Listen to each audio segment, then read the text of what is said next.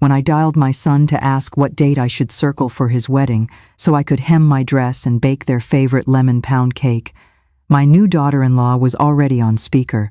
She glanced at me across my own living room, allowed herself a tiny, victorious smile and said, "Oh, we already married yesterday.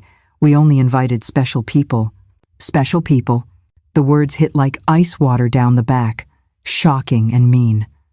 The lavender dress I'd picked soft as breath and practical for dancing hung useless in my closet.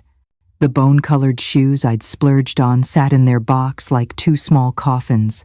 I'd pressed a $100 bill into an envelope for their wedding gift and tucked it beneath a little card I'd hand-lettered.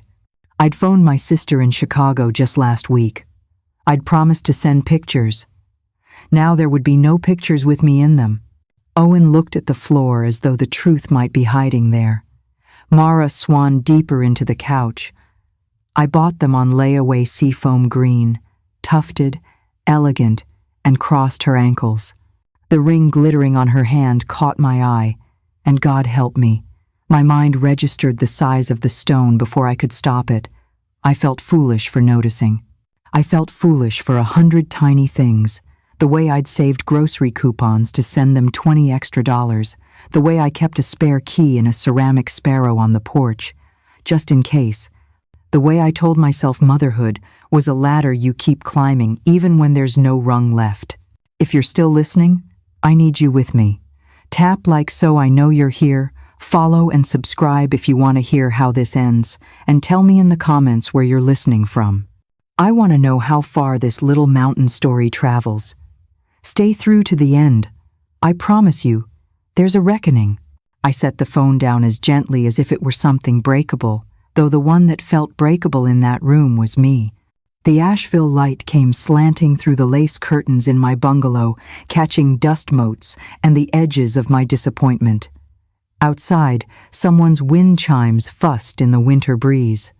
Inside, the clock over the mantel, Robert's clock, the one my husband wound with his careful hands until the day he didn't tick the same as yesterday.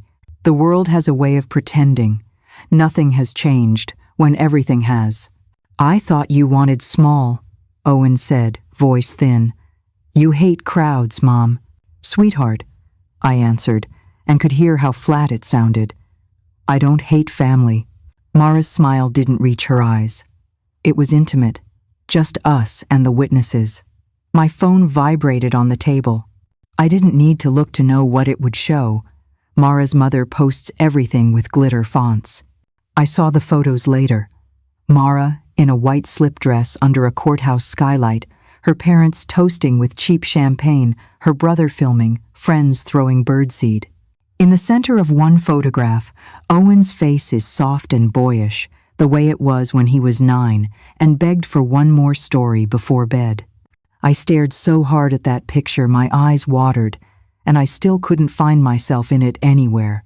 For 3 years I paid their rent $500 a month, rain or shine. I bought the couch with the mint buttons, the oak dining table, the cream rug that stains if you breathe wrong. When the fridge went out, I drove a cooler across town with meatloaf and milk.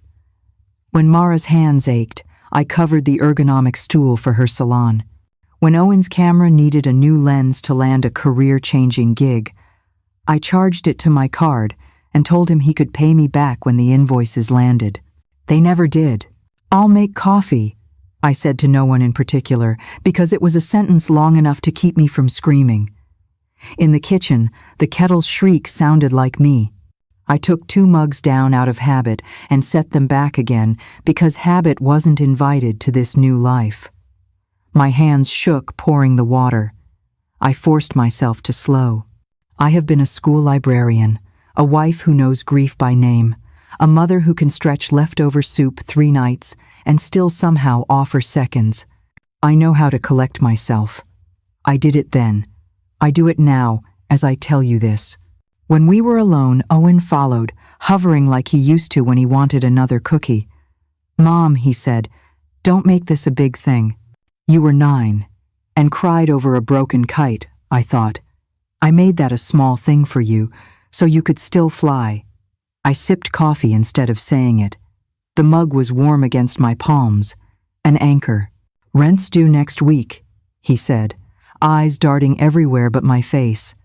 "Just, a reminder." "Ah," I said, and a laugh escaped me. An odd little sound, too bright. There in the doorframe, something inside me that had been patient for too long stood up and stretched. I didn't recognize it yet. I would. Soon enough. "Greta?"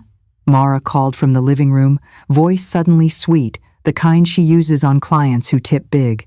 "If it was up to me, you'd have been there. It's just, my dad really wanted it small." She picked invisible lint from her sweater. "We'll do a family dinner, okay? Something special." "Only special people," I said, tasting the words as if they were poisonous berries. "I'll keep that in mind." They left with a perfumed hug I did not return. The door clicked, the deadbolt slid, and I stood very still in the quiet until my legs remembered how to move. The house is not grand. It's a tidy Montfort Avenue bungalow with a porch that sags and a rose bush that refuses to die. But that day it felt like a cathedral where I might finally confess the most embarrassing truth. Somewhere along the way, I confused love with paying the bill. I took out a legal pad and a pen that writes smoothly even when your hand shakes. The top of the page trembled with the first line, rent. $500 x 36 equals. And I stopped. Not yet, I told myself. Not while I'm hot. Grief and math make a dangerous combination. You can talk yourself into mercy where there ought to be justice, or punishment where there ought to be a boundary. I made tea. I carried it to the rocker by the window and watched the street until the steam died. Across the way, Mrs. Connolly tossed seed for the cardinals. Her red scarf matched their wings. She waved. I tried to wave back, but my arm was lead. Robert used to say, "When a thing feels too heavy to lift, sweetheart, you don't lift the whole thing. You lift a corner." So I lifted the corner I could. I walked to my closet, unzipped the lavender dress, and laid it on the bed. I slid the shoes from their box. I ran my fingers over the silk ribbon and the careful stitches. "You are not a foolish purchase," I said to the empty room. "You are proof I meant to show up." The phone rang at 8:03 that evening. I knew before I picked up it wouldn't be an apology. It wasn't. "Rent is due," Mara said, breathy with urgency. "Our landlord's a monster. He says he'll evict us if we don't pay by Friday. You forgot to send it." For years, those words would have launched me into motion. Find my purse, call the bank, transfer funds, feel noble and needed and sick afterward. Habit reached for the purse even then. The other thing knew. Bright caught my wrist and held on. "Didn't I warn you," I said very softly, "that I only help special people?"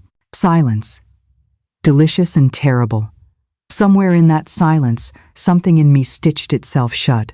"Greta, be serious," she snapped. "We're family." "We are," I answered.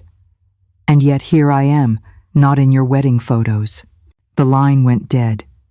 I set the phone face down and let the quiet settle again. The old house creaked. The refrigerator motor clacked on. The clock ticked. I could hear my own breath, and it was steady. Years of giving had worn a rut in me the size of a ravine. I saw the shape of it from above for the first time. It wasn't generosity anymore. It was a habit I'd mistaken for love, and they'd mistaken for entitlement. I turned on the lamp at the dining table and pulled the legal pad toward me. This time, the pen didn't shake. Rent. $500 x 36 equals $18,000.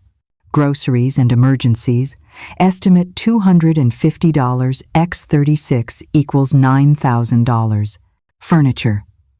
Couch $1,000, $200, rug $300, table $600. Camera lens, $1.1. Utility deposits, AC repair, tires, bridge loan. Here I paused, counting in the margins, rounding down because I am generous even in arithmetic. $3,000. I stared at the numbers until they blurred. I wrote the total and circled it. The ink bled where my tears hit the page, but I wasn't weeping for them. I was mourning the version of me who believed the next check would buy my place at the table. I closed the pad. I put the pen away. I rinsed the mug and left it upside down on the rack to dry, the way Robert always did. Then I went to bed and slept like people say you sleep after confession, emptied out, aching, honest. In the morning, Asheville was blue and cold. The mountains were the color of old denim, and the air outside my stoop had the fresh, clean smell that only comes after you decide something you can't undecide. I buttoned my coat, tucked the legal pad into my bag, and headed downtown to Crescent Bank. The automatic doors at Crescent Bank whooshed open as if they'd been waiting just for me. I'd walked through them dozens of times before, always with my head down, always to withdraw or transfer money that wasn't mine to keep. But that morning, the glass gleamed differently, as if it knew I was here for something else. Mr. Rakesh Patel, the branch manager with kind eyes and an accent that wraps each syllable like a gift, looked up from his desk and smiled. "Mrs. Lang, always on time. Do you need to make your usual transfer?" The word usual stung, because it was true. My routine had become so predictable even strangers could chart it on a calendar. I sat down opposite him, opened my bag, and laid the legal pad on his desk. The numbers glared back at me, circled like wounds. "No, Mr. Patel," I said, and surprised myself with how steady my voice was. "Today I need to cancel all of them. Every automatic transfer to my son and his wife." His eyebrows rose. "All of them? You've been helping them for 3 years?" "3 years and change," I answered. My throat tightened, but I pressed forward. "I'd like all access blocked. I don't want anyone but me touching my money ever again. Not Owen, not Mara. No joint anything, no extra keys." He studied me a moment, as if to be sure I wasn't acting in haste. "Are you certain?" "Mr. Patel," I said, leaning closer. "I have never been more certain of anything." He nodded slowly, then pulled up my account. His fingers moved with brisk efficiency. With each click of his keyboard, I felt lighter, as though he were sawing through invisible ropes that had bound me to a chair. "Done," he said at last, sliding a stack of papers toward me. "You're free." The words rang through me. Free. My phone buzzed on the desk, Owen's name flashing across the screen, then Mara's, then unknown. Mr. Patel's gaze flicked toward it. "Do you want to answer?" I pressed the button until the screen went black. Number not today. As I left the bank, the winter sun broke through a bank of clouds, spilling light across the sidewalk. For once, it felt like it belonged to me. I walked without urgency, past the boutique I always avoided, past the cafe where Robert and I used to split pecan pie on Saturdays. I stopped at a florist stand I'd passed 100 times and bought a bouquet of sunflowers. When the vendor wrapped them in brown paper, I pressed the bills into her hand and thought, my money, my choice. Back home, I slid the flowers into a glass pitcher. The yellow heads turned toward the kitchen window, unapologetic in their brightness. They were greedy for light, and I realized greed is not always ugly. Sometimes it's survival. By afternoon, the phone rang so often the sound became absurd. I turned it off and let silence fill the house. I took the lavender dress from the bed and hung it back in the closet, not as a symbol of shame anymore, but as evidence. I had once believed I would be included. Now I believed in something else entirely. That evening, I fixed myself salmon and roasted potatoes. I poured 1 glass of wine. I sat at the oak table Mara once complained was too country. The chair across from me was empty, but instead of sorrow, I felt relief. I chewed slowly, savoring each bite. For the first time in years, dinner was mine alone. Not a pit stop before rushing off to solve someone else's crisis. The clock ticked in the living room, steady as a heartbeat. Outside, Asheville's street lamps hummed. I leaned back, folded my hands, and let the words echo in my chest. You're free. The next morning, I brewed coffee and sat at the kitchen table with the pitcher of sunflowers, keeping me company. Their yellow faces caught the first rays of light and seemed almost smug, as if they knew I had done something radical. By 8 o'clock, I heard the crunch of tires in the driveway. When I peeked through the lace curtain, I saw Owen's car. Behind it, Mara's, and behind that, a sleek black sedan I didn't recognize. My stomach clenched. 3 cars at once was never good news. I braced myself and opened the door before they could knock. Inside my living room, Owen slumped on the sofa, his elbows on his knees. Mara paced like a cat too long locked indoors, her arms folded, her eyes darting. A man in a gray suit stood by my dining table, leafing through a neat stack of my personal papers. My papers. "What is going on here?" I asked, my voice carrying sharper than I intended. All 3 turned as if I were the intruder in my own home. Mara was the first to speak, her tone syrupy and desperate all at once. "Greta, thank God you're here. We've been worried sick. This is Mr. Harlan, from a family law office. He's here to help with your situation." "My situation?" I repeated, stepping forward. I wasn't aware I had one. Owen finally looked up, his face tight, his eyes red-rimmed but not from tears. "Mom," he said, "we went to the bank. They told us you canceled the transfers, and Mr. Patel said you blocked us from your accounts. Why would you do that without telling us?" I crossed to the dining table, plucked my papers from the lawyer's hands, and stacked them under my arm. "Because they're mine," I said coldly, "and you have no right to be rifling through them." Mr. Harlan stepped forward, hand outstretched in a politician's practiced way.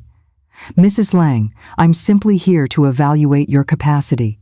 Your son and daughter-in-law are concerned about recent changes in your behavior. Abrupt financial decisions, cutting off communication, installing unnecessary security systems. These can be signs of cognitive decline." The phrase, cognitive decline, landed like an insult. My pulse thudded in my temples. "I am not declining," I said, steady but firm. "I am deciding. There's a difference." "Mom," Owen said, standing now, his voice slipping into that patronizing tone I hated, the one he used when trying to make me small. "We're worried about you. You've been under stress. Maybe you're confused." The word confused snapped something in me. "No," I said, rising to my full height. "I am clearer than I've been in years. And you are all going to leave my house. Right now." Mara reached for my hand with feigned tenderness, her eyes glistening like a stage actress's. "Greta, please, we're your family. Everything you have will be ours one day anyway. We're just trying to help. Why not make it easier for everyone?" There it was, the naked truth beneath all their excuses. To them, I was already a ghost, my money already inherited. They weren't here for me. They were here for what would one day be mine no longer. I pointed at the door, my hand shaking not with fear but with fury. "Out, all of you, out of my house." Owen's face hardened, a boy denied his toy. "Mom, we can't just walk away. You have obligations. The rent, the car, the cards you co-signed. You can't cut us off overnight." "Who says I can't?" My voice rose, years of swallowed silence finally clawing out. For years I paid bills that weren't mine, bought food I never ate, financed comforts I never touched. I gave, and you called me mother only when my money was attached. And now you dare to call me confused because I finally said no? The lawyer slipped a folder from his briefcase, placing it on the table as though he were offering me a contract with the devil. "A simple power of attorney, Mrs. Lang. Sign this, and your children can manage things more efficiently, just until you're feeling yourself again." I didn't even glance at it. I picked it up and flung it into the trash. The thud echoed like a gavel. "This conversation is over," I said. "Leave." Mara's eyes flashed with cold fury through her crocodile tears. "You'll regret this, Greta. We have rights. We can go to court." "Then go," I said, my voice calm now. an iciness settling over me. Go spend your money on lawyers, because mine is no longer yours. They gathered their things with wounded dignity, the gray-suited man stuffing his papers back into his briefcase. At the door, Owen turned once more, his voice low with anger. "Mom, this is going to end badly for you. You'll end up alone, with no one to take care of you." I met his eyes, steady and unflinching. "I already am alone, Owen. The difference is now it's by choice." I closed the door behind them, and for the first time in years, the silence that followed was not oppressive. It was holy. The silence of the house clung to me after they left, heavy but not unwelcome. I leaned against the closed door, my breath shuddering in and out, and realized I wasn't trembling.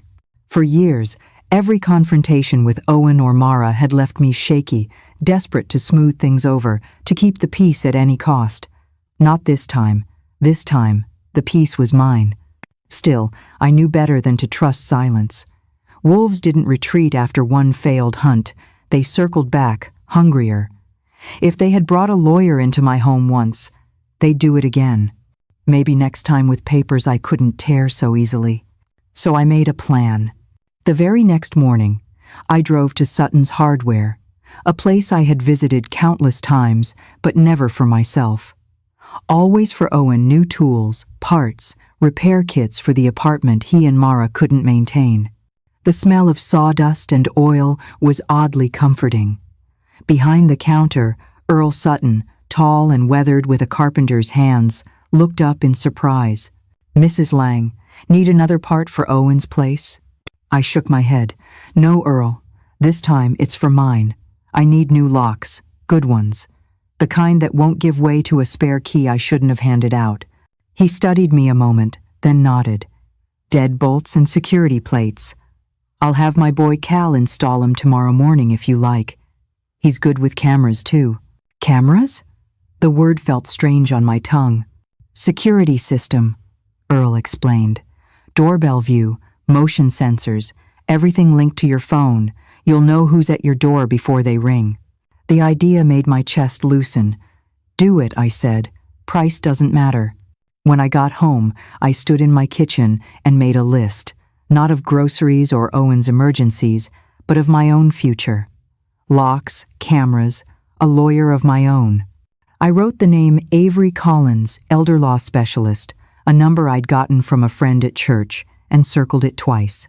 That afternoon, I did something radical. I kept an appointment for myself. I hadn't been to the salon in more than a year, always canceling at the last minute when Owen needed just a little more help. This time I walked in, asked for a trim and color, and let the stylist's hands work. When she spun me toward the mirror, a woman with brightened hair and eyes that no longer looked tired stared back. On the way home, I parked on a quiet street, rolled down the window, and breathed in the cold mountain air. My phone buzzed on the seat beside me, unknown number. I switched it off. For once, their emergencies weren't mine. As I turned the corner onto my street, I saw a figure sitting on the porch steps of the house next to mine. A woman with silver hair pulled into a bun and a thermos balanced on her knee. She stood as I parked and gave me a tentative smile. "Mrs. Lang?" "Yes?" "I'm Eudora Miles Dory. We've been neighbors for years, but we've never really talked. Yesterday I heard shouting at your place. I just wanted to make sure you're all right." Her sincerity startled me, a stranger showing more concern than my own blood. I hesitated, then nodded.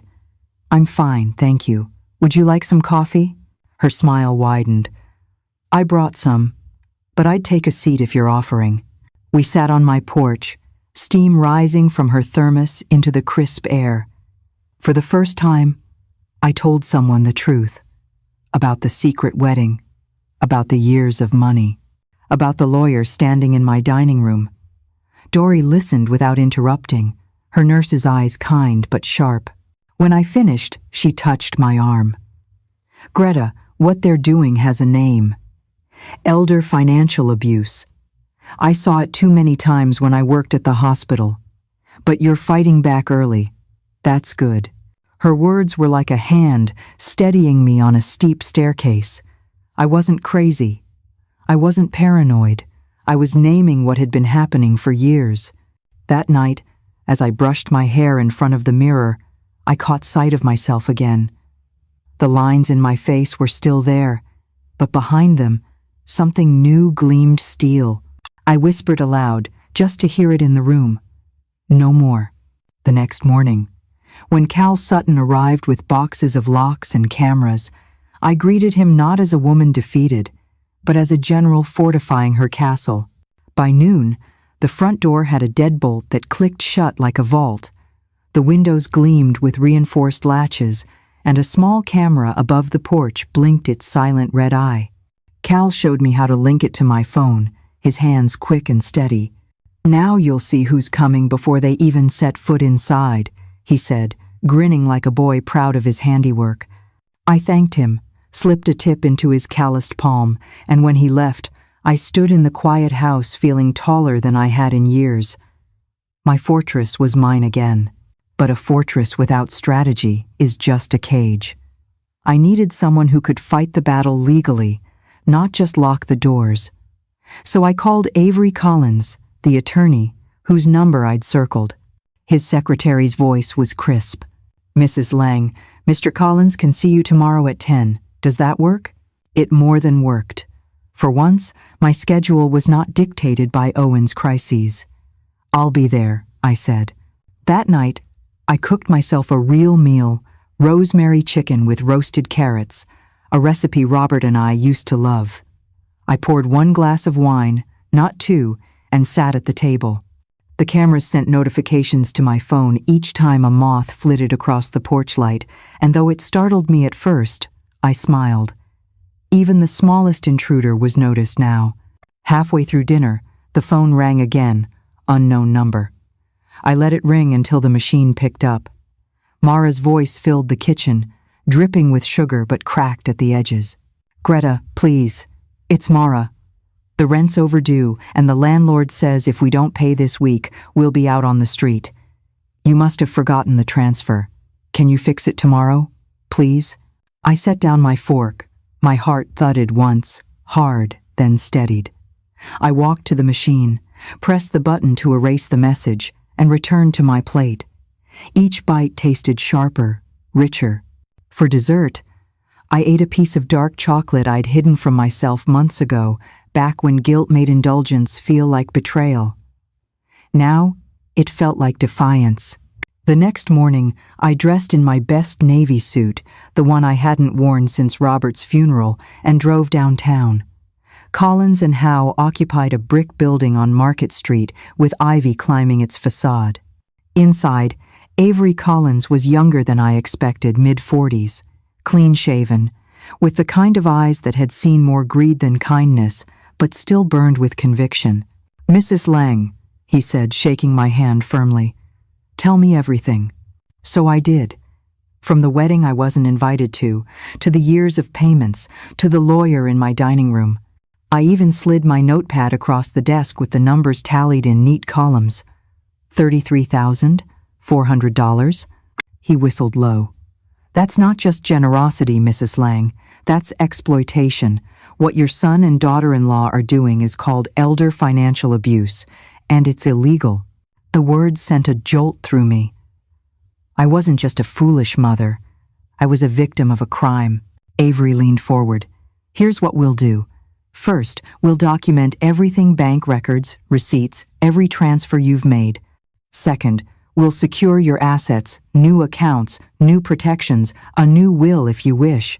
And third," his gaze hardened, "if they escalate, we'll be ready with evidence. They won't be able to paint you as incompetent without a fight." I exhaled, long and shaky. "Do you think they'll try?" "Families like this." He nodded grimly. "They always try." I signed his retainer forms with a hand steadier than I expected.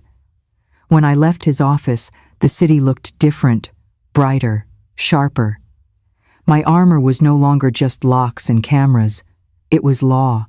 That evening, as I pulled into my driveway, I spotted a figure waiting on the porch. For a moment, dread coiled in my stomach. But when I drew closer, I saw it was Dory, holding 2 mugs of coffee. "I thought you might need company," she said softly.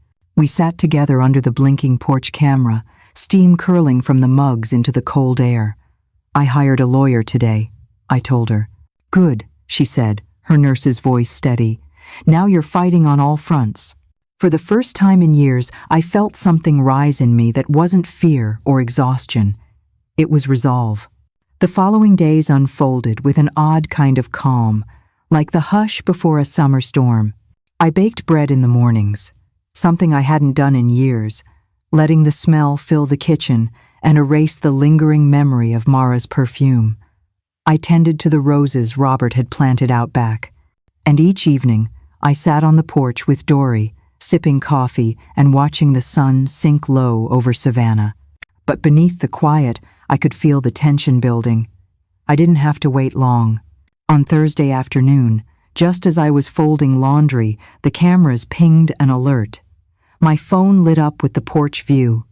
Owen's car, parked haphazardly at the curb. A second later, Mara's figure came into frame, her heels clicking up the walkway. Beside them stood another man in a gray suit, not the one from before. I stayed where I was, hidden behind the curtain, and let them knock, then pound, then call my name. "Mom," Owen's voice cracked through the door. "We just want to talk." Mara's sharper tones followed, carrying that mock concern she wielded like a blade.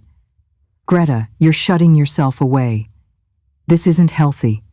We brought someone who can help you." I didn't move.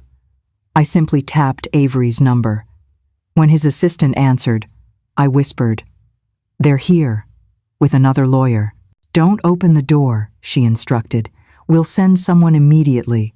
Document everything." So I did.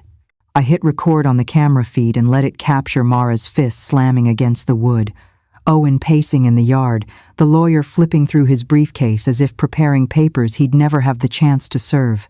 Finally, after nearly half an hour of unanswered knocking, their car doors slammed and the engine roared.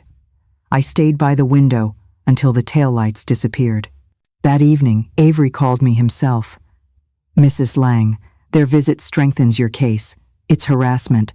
I'm filing for a temporary restraining order tomorrow morning." The words should have made me feel safe. Instead, they made me realize how far Owen and Mara were willing to go.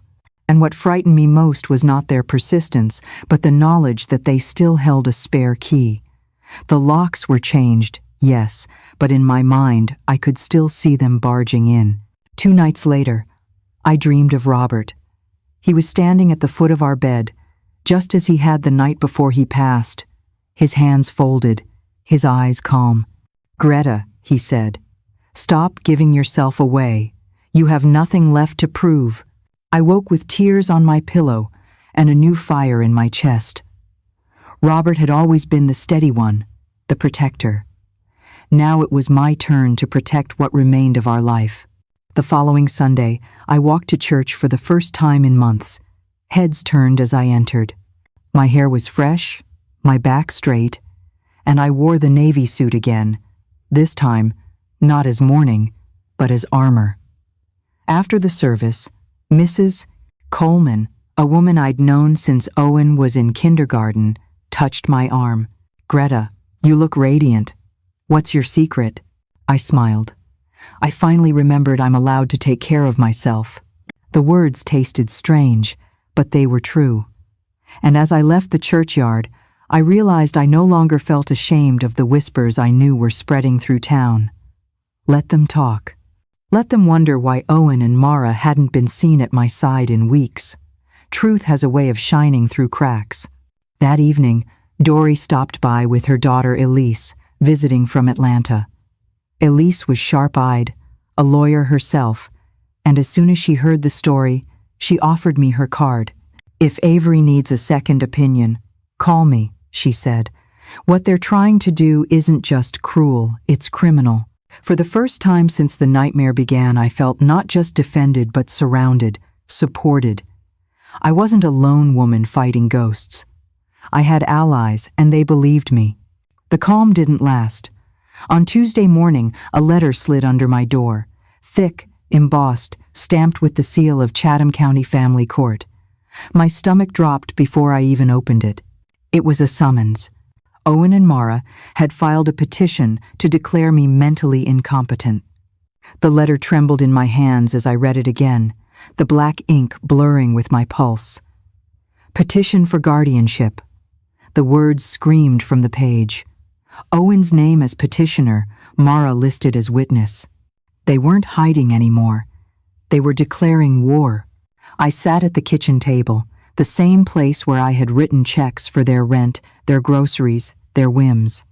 The same table where I had imagined wedding toasts and family dinners that never came. Now it was the battlefield where I would plan my defense. When Avery arrived later that morning, he scanned the summons with a calm face that belied the storm it carried. "We knew this was possible," he said, his voice steady. "Now we prepare. Hard evidence, credible witnesses, and professional evaluations. They've underestimated you, Mrs. Lang. That's their mistake." I swallowed hard. But what if the judge believes them? What if they take everything? He leaned forward, his gaze sharp. "They won't. We'll have Dr. Moore conduct a full psychiatric evaluation, cognitive tests, reasoning assessments, everything.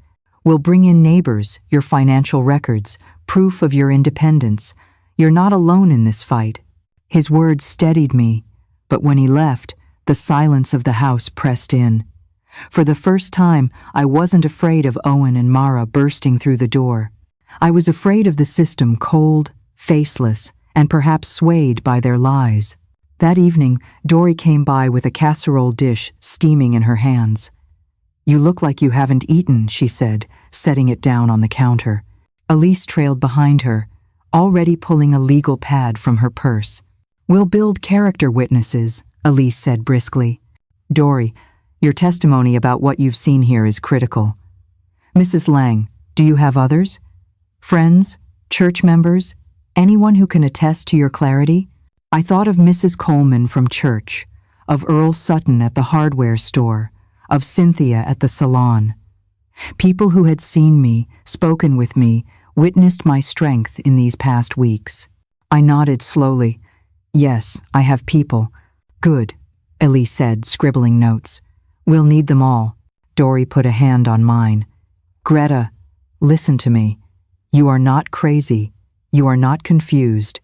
You are more alive now than I've ever seen you. Don't let them convince you otherwise." Her voice broke something loose inside me. For weeks, Owen and Mara's words had burrowed deep, confused, paranoid, unstable. But hearing Dory say the opposite with such conviction, I felt the truth settle in my bones. I wasn't broken. I was fighting. 2 days later, I sat in Dr. Moore's office, a quiet space filled with bookshelves and soft lamplight. She was a woman in her 50s, her eyes both kind and piercing. "Mrs. Lang," she said, "I'm going to ask you questions, give you tasks, see how your mind works. Take your time." For 2 hours I answered, solved, recalled, reasoned, math problems, word associations, memories from my childhood in Augusta, details about last week's news headlines. I felt my mind stretch and shine under her questions, every answer a small rebellion against Owen and Mara's lies. When she set down her pen, she gave me a smile that warmed me from the inside out. "Mrs. Lang, you are sharper than most 40-year-olds I've tested. I'll prepare a full report for the court. You have nothing to worry about." Her words were a balm, but I knew better than to believe the fight was over. Mara's tears, Owen's practiced indignation, they could sway anyone. I needed more than proof of competence. I needed strength. That night, as the cicadas sang outside, I stood at Robert's grave in Bonaventure Cemetery. I had brought fresh lilies, their scent sweet against the salt air. "I don't know if I can do this without you," I whispered, "but I know what you'd tell me. Stand tall, protect what's yours. Don't let them rewrite my story." The wind rustled through the oaks, moss swaying like old curtains. And in that sound, I almost heard his voice. "You're stronger than you think." I left the grave with my spine straighter, my hands steady. The storm was gathering, but I was ready to meet it head-on. The courthouse smelled faintly of lemon polish and old paper, a scent I remembered from renewing my driver's license years ago, though today it felt heavier, suffocating. The bailiff's voice echoed through the high-ceilinged chamber as he called our case. In re-guardianship of Greta Lang. My own name, spoken like I was a case file instead of a living woman. Owen sat at the petitioner's table, shoulders squared, wearing a suit too new to fit him comfortably. Mara beside him wore black, a silk scarf draped dramatically over her shoulders, as though this hearing were a funeral. Maybe it was for the illusion of family we once had. Their lawyer, a sleek man with silver hair, leaned toward them, whispering strategy. I sat with Avery, his briefcase open, neat files spread before him. Dory and Elise were in the gallery, their presence a silent wall of strength at my back. When I glanced their way, Dory gave me a small nod, lips pressed tight but eyes blazing. The judge, a stern man named Miller, adjusted his glasses and motioned for Owen's lawyer to begin. "Your Honor," the man said in a voice smooth as silk, "this is a tragic case of an elderly woman's decline. Mrs. Lang, once a devoted mother, has recently exhibited paranoia, financial irresponsibility, and irrational behavior. She cut off vital support to her son and his wife without reason, installed unnecessary surveillance systems, and isolated herself from family under the influence of strangers. We are here today not to punish her, but to protect her. Protect me." The word made bile rise in my throat. Owen took the stand first. He folded his hands, lowered his gaze like a grieving child. "My mom, she's not the same," he said softly. "She forgets things, gets confused. She doesn't trust us anymore. We're scared she'll lose everything she worked for." Avery leaned close to me and whispered, "Notice he hasn't given one specific example. Watch how quickly he unravels when pressed." Then came Mara. She dabbed at her eyes with a tissue, her voice trembling in rehearsed sorrow. "Greta was like a second mother to me, but lately she's shut us out. She screams, she refuses help, she hides behind cameras and locks. We just want her safe. We love her." I gripped the edge of the table. Love. How easily she twisted that word into a dagger. When Avery cross-examined them, his tone was calm but relentless. "Mr. Lang," he said, "is it true your mother paid your rent for 3 years?" "Yes, but—" "And furnished your apartment?" "Yes." "And covered medical bills, car repairs, even personal expenses?" Owen shifted uncomfortably. "She wanted to." "Tell me, sir, when was the last time you visited your mother without asking for money?" Owen's mouth opened, then closed. The silence stretched until Judge Miller cleared his throat. "And you, Mrs. Langford?" Avery turned to Mara. "Did you not once tell my client she was not special enough to attend your wedding?" Mara flushed. Those words were taken out of context. What possible context makes that acceptable to say to the woman financing your life? Her eyes flicked toward the judge, but she had no answer. Then it was my turn.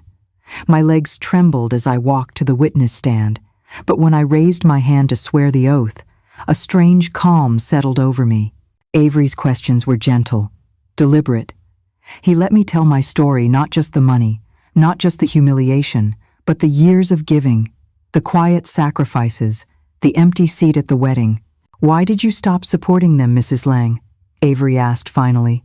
I lifted my chin. "Because I realized what they were giving me back wasn't love. It was a transaction. My money was welcome, but I was not. I stopped because I finally understood my worth." My voice didn't shake, not once. When their lawyer tried to rattle me on cross-examination, asking the year of Robert's death, the amount of my retirement, even the name of the current mayor, I answered each question clearly, precisely. With every response, I saw Judge Miller's pen scratch steadily across his notepad.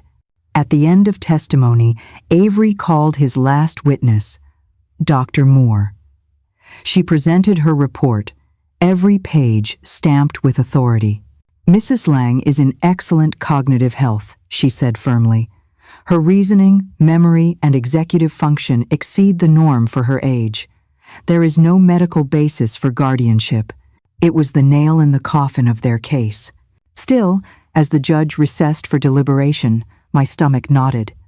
Truth was on my side, but courts are unpredictable.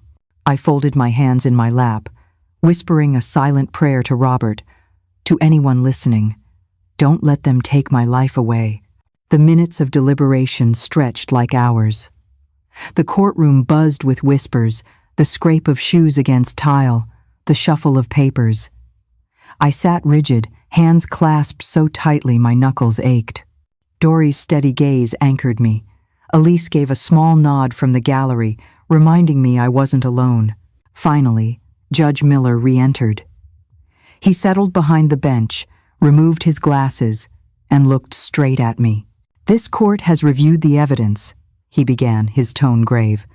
"We have heard testimony from the petitioners, from witnesses, and from the respondent herself. We have reviewed psychiatric evaluations and financial records.